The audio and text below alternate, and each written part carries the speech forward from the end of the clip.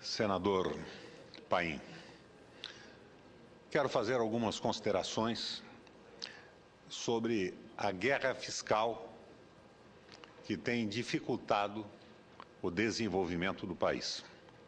Em primeiro lugar, senador, quero deixar claro que votei a favor da resolução número 72, que pretende acabar com a guerra fiscal dos portos.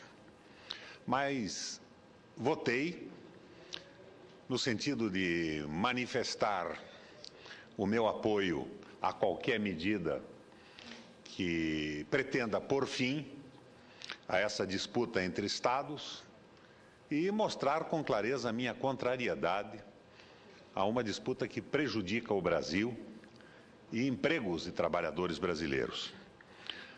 No entanto, encomendei à minha assessoria um trabalho mais completo sobre isso, que foi redigido pelo tributarista Heron Arzua, em parceria com o economista Marcílio Schmidt, que pretende, com clareza, verificar as origens desse problema todo. Essa guerra fiscal é responsabilidade dos Estados brasileiros? Como ela surgiu? Mas vamos ao texto por mim encomendado, que leva o nome, senador Paim, de Guerra Fiscal, Texto e Contexto. Nós precisamos estabelecer com clareza o contexto que deu início à guerra fiscal no Brasil.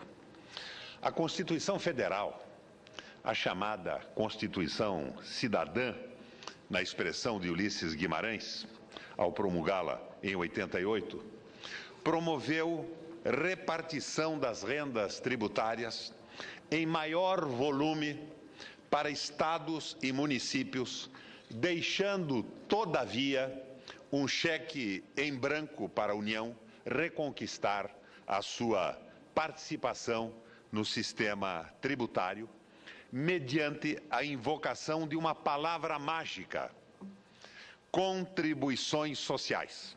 Duas palavras mágicas, na verdade.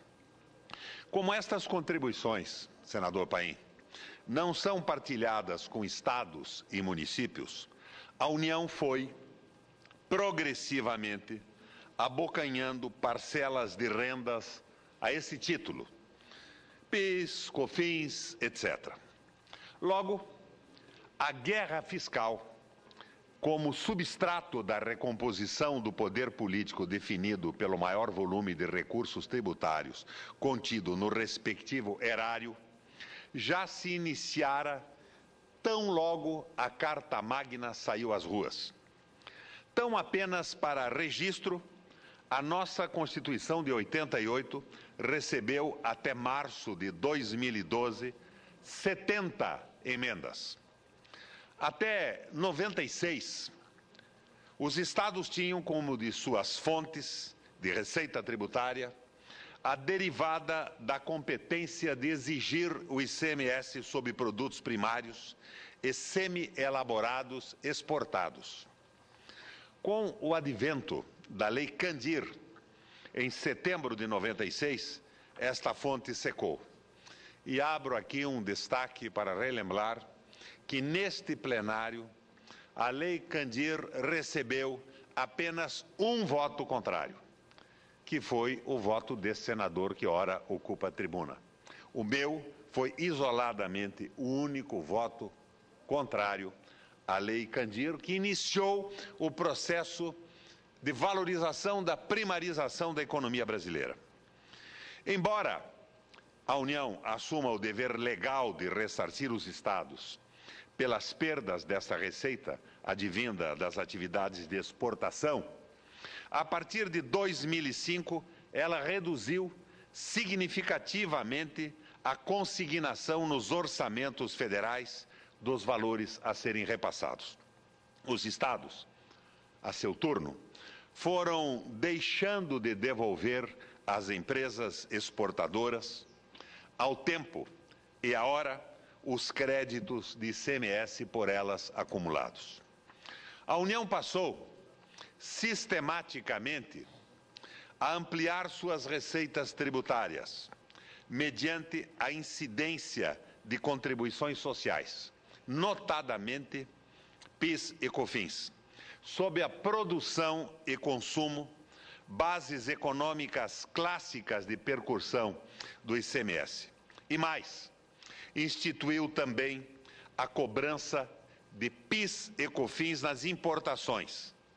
As contribuições sociais representam receita exclusiva da União, não partilháveis com estados e com municípios.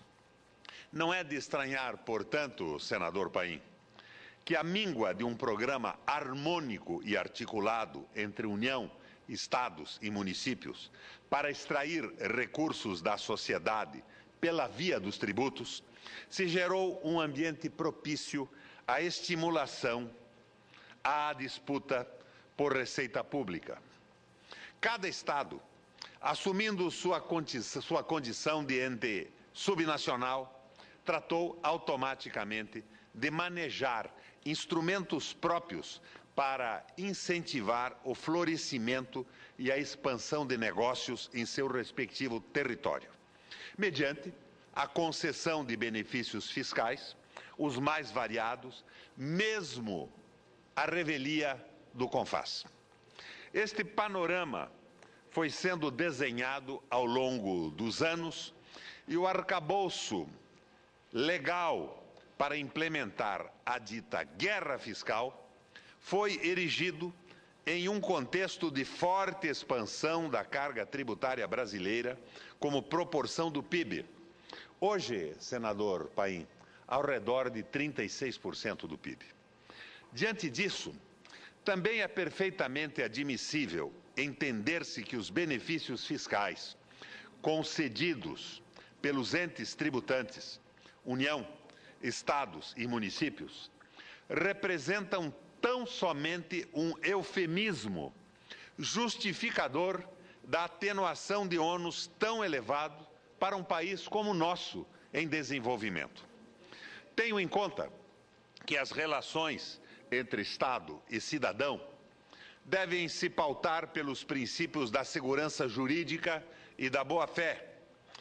Outro valor, o da moralidade pública, há de impor a convalidação de todos os procedimentos, todos os atos praticados pelo cidadão, normalmente chamado de contribuinte, ao ser proclamada a inconstitucionalidade ou ilegalidade de determinado preceito que contemple minoração da carga tributária por via de incentivos fiscais. Ora, aqui tidos aqueles concedidos pelos estados sem arrimo em deliberação do CONFAS. Infere-se destas considerações que a ausência de uma política estratégica para a nação prosperar economicamente, as órbitas subnacionais de poder público, estados e municípios, continuarão a erigir, por iniciativa própria, ferramentas para talhar, balizar os seus respectivos programas de desenvolvimento. A título ilustrativo, o projeto de resolução do Senado, número 72 de 2011, no qual eu votei favoravelmente, recentemente aprovado e propalado como marco de extinção da guerra fiscal dos portos, logo receberá reação dos estados atingidos. Mediante medidas judiciais, por ofensa ao artigo 152 da Constituição de 88 e ao processo legislativo, que, para o caso, requeriria lei complementar, segundo os especialistas em direito constitucional. E 2, mediante a construção de benefícios alternativos no âmbito de seus territórios, que compensem parcial ou integralmente o tratamento tributário praticado até o advento da dita resolução. Providência similar, com engenho e arte, há de ser adotada pelos administradores públicos dos entes subnacionais. Informa-nos a evolução histórica desta seara, sempre que ocorrer a retirada de algum incentivo fiscal do mundo jurídico. Tudo assim considerado, é necessário concluir que no Brasil ainda viceja elevada instabilidade no campo tributário, a impor embaraços à planificação segura e sem sobressalto dos negócios. É que o sistema de tributação brasileiro foi modelado de sorte a extrair recursos da sociedade preponderantemente pela via de incidência dos denominados tributos indiretos, que se incrustam nos preços dos bens e dos serviços. Mais de 75% da receita tributária da União, estados e municípios, são levadas aos erários pelas pessoas jurídicas. Percebe-se, de conseguinte, que os nossos governantes aprenderam muito bem as lições do ministro das Finanças do rei Luís XIV, Jean-Baptiste Colbert, século XVII, segundo o qual a arte da tributação consiste em arrancar o máximo de penas de um ganso com o mínimo de grasnidos. As empresas, entes abstratos, não foram dotadas do poder de grasnir, embora lhes sejam arrancadas tantas penas.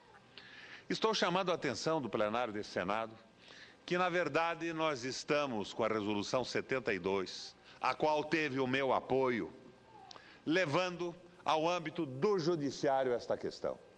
Nós temos uma brutal concentração da renda nas mãos da União para viabilizar superávit primário e pagamento de juros. Nesta política que, a meu ver, já está esgotada, de manter o desenvolvimento nacional e o contentamento das classes D e C através da multiplicação do consumo, com financiamento aberto. O subprime e os derivativos avançam no Brasil, através dos empréstimos consignados, que agora a nossa presidenta tenta rebaixar nesse confronto à banca nacional, e que vem provocando tantos reclamos. Mesmo sem serem gansos, estão a grasnir os bancos em protesto contra a tentativa do Brasil de reduzir os seus ganhos. Mas, de qualquer forma, o caminho da reforma tributária passa pela reforma econômica. Ela só será possível quando tivermos um concerto de política de desenvolvimento estabelecido pela União, estados e municípios, pondo fim a esta absurda concentração que só leva à vantagem os rentistas e os banqueiros. Estou fazendo esse parecer do Maurílio Schmitt e do Heron Arzua chegar às mãos de todos os senadores dessa legislatura. Vamos apoiar a medida inspirada pelo governo federal, através de uma resolução do então líder do governo, Romero Jucá, mas ao mesmo tempo vamos manter os olhos abertos para o equívoco de deixar nas mãos do judiciário, em centenas de contendas, a possibilidade de estados e municípios planejarem o seu próprio desenvolvimento, na falta de uma política orgânica e nacional. Obrigado pela tolerância do tempo, presidente. Aliás, mais uma vez, obrigado pela tolerância do tempo, nessa terça-feira, que mais parece uma segunda ou uma quarta-feira, com uma ausência quase absoluta de senadores no plenário.